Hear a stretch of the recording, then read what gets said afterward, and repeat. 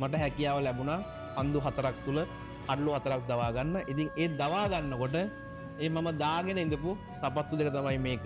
ඉතින් මේක අපේ කණ්ඩායමේ සියලුම ක්‍රීඩකයන් අත්සන් කරලා තියෙනවා. ඒක තමයි ඒ වගේම තවත් වැදගත් දෙයක් තියෙනවා. මම ඒ දෙයක් පෙන්වන්නම්.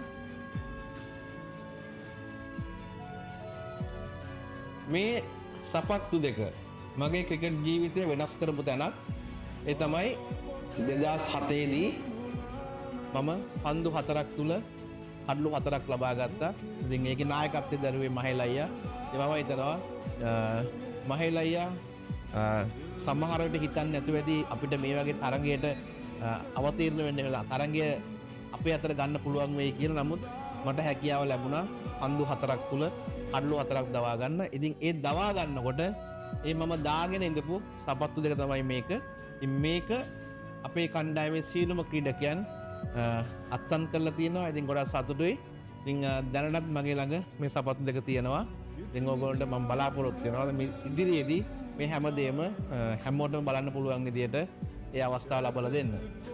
ඒ වගේම වැදගත් දෙයක් තියෙනවා. මම ක්‍රීඩා කරන කාලය තුල මම හිතනවා සහ දැනටත් ඉදිරියටත් කඩලු 800ක් ගන්න ක්‍රීඩකයෙක් පන්දු යවන්නෙක් අපිට බලන්න බැරි වෙයි. නමුත් මම වාසනාවන්ත වුණා ටෙස්ට් කඩලු 800ක් ගන්න ගණිපු ක්‍රීඩකයෙක් එක්ක ක්‍රීඩා කරන්න ඔහුගේ අන්තිම තරගය. ඉතින් මේ තියෙන්නේ ඔහු අපි හැමෝම දන්නවා මුරි අයියා ක්‍රීඩා කරනකොට කඩලු 800 ගන්න අවස්ථාවේදී එයා දාගෙන හිටපු සපත්තු දෙක ගාල්ල ග්‍රවුන්ඩ් එකේ. ඉතින් ඒ සපත්තු දෙක මුරි අයියා මට දුන්නා. ඉතින් ඒක ඉතාමත් ආදරෙන් ආරක්ෂා කරගෙන තියාගෙන ඉන්නවා. ඉතින් මම හිතනවා මේක මට ගොඩක් වැදගත් දෙයක්.